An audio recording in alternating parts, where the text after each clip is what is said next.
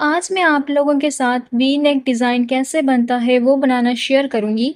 और ये simple V shape में नहीं होगा, साथ ही मैं जॉइंट लेस का इस्तेमाल करूंगी और मैं जॉइंट लेस के साथ इस डिज़ाइन को बनाकर रेडी करूंगी। तो चलिए वीडियो को स्टार्ट करते हैं।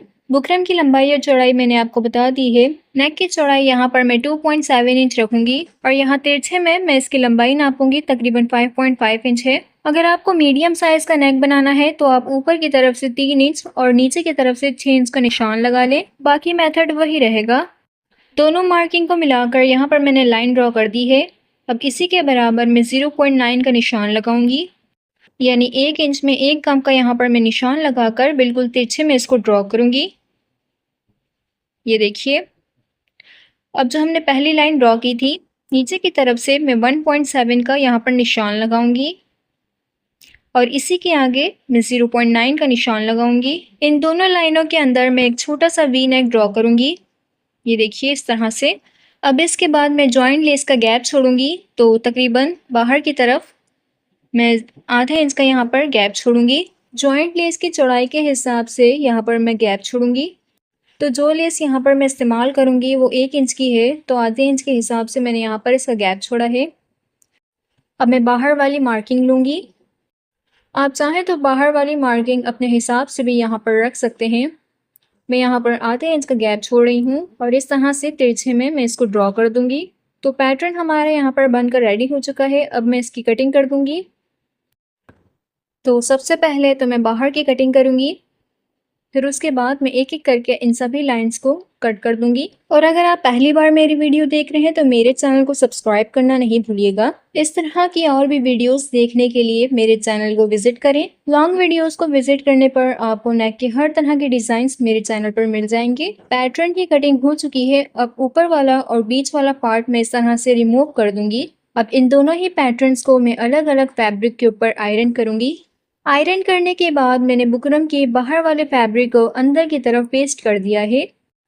तो अब मैं यहाँ पर सबसे पहले तो बड़े वाले पैटर्न को स्टिच करूंगी। अब मैं फैब्रिक को इस तरह से बीच में रखकर क्रीज लाइन बनाऊंगी, ये देखिए बिल्कुल इस तरह से। अब मैं पैटर्न को ड्रेस फैब्रिक के ऊपर रखूंगी और बिल्कुल बीच में रखते हुए मैं यहाँ पर स्टिच करूंगी। अक्सर कुछ लोगों से नेक तिरछे में बनकर रेडी हो जाता है। नेक के डिज़ाइन को बनाते हुए आपने सबसे पहले तो इसको बीच में रखकर इसको स्टिच करना है, जिससे आपकी नेक की शेप बिल्कुल सीध में बनकर रेडी होगी। बुकरम के किनारे मैंने यहाँ पर इसकी स्टिचिंग कर ली है। अब सिलाई के बराबर में थोड़ा सा फैब्रिक छोड़कर इसकी कटिंग करूंगी।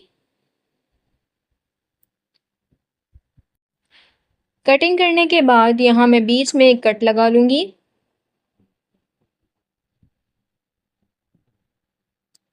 अब इसको मैं पीछे की तरफ पलट दूंगी। पीछे की तरफ पलटने के बाद मैंने इसे अच्छे से आयरन कर दिया है, ये देखिए। अब मैं दूसरे वाले पैटर्न को बनाकर रेडी करूंगी। बाहर की तरफ मैंने तकरीबन 1 इंच का फैब्रिक छोड़कर इसकी कटिंग की है। अब मैं अंदर की तरफ इसको स्टिच कर दूंगी।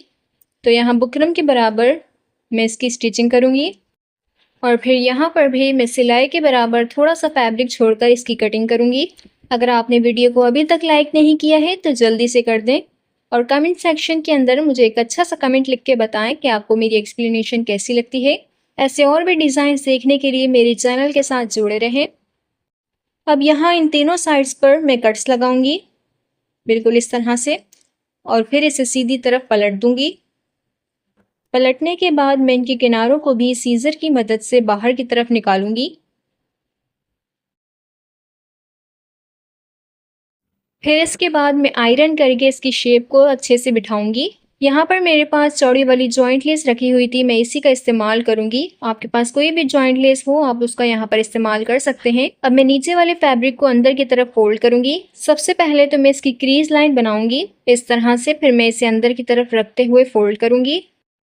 मैं यहाँ पर आपको अंदर की तरफ फोल्ड करने का सबसे इजी मेथड बता देती हूँ। सबसे पहले तो आप इस तरह से क्रीज लाइन बना दें। अब मैं यहाँ पर फैब्रिक ग्लू का इस्तेमाल करूंगी। मैं यहाँ पर थोड़ा थोड़ा ग्लू लगाऊंगी और बाहर वाले फैब्रिक को इस तरह से अंदर की तरफ जितनी हमारी क्रीज लाइन है उस हिसाब से मैं इसे अंदर की तरफ फोल्ड करूंगी।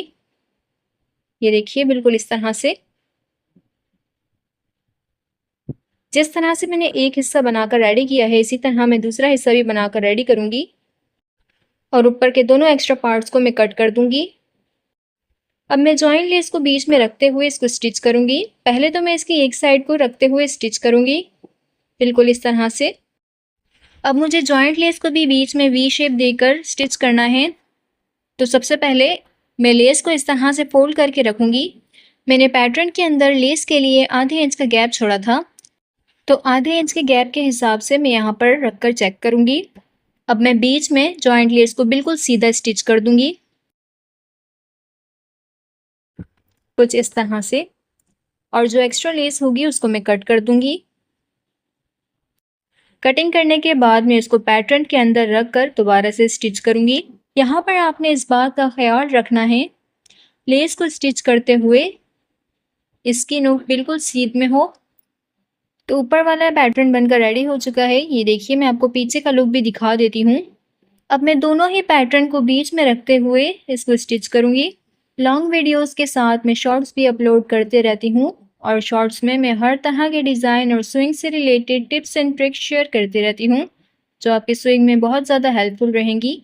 तो आप मेरे शॉर्ट्स को भी चेकआउट करना नहीं भूलिएगा। तो हमारा ये वी नेक डिज़ाइन बनकर रेडी हो चुका है। मैं आपको इसका क्लोज व्यू भी दिखा देती हूँ। डिज़ाइन पसंद आए तो मुझे कमेंट सेक्शन में ज़रूर बताएं। लाइक एंड सब्सक्राइब नहीं किया है तो अभी कर दें। Thank you for watching.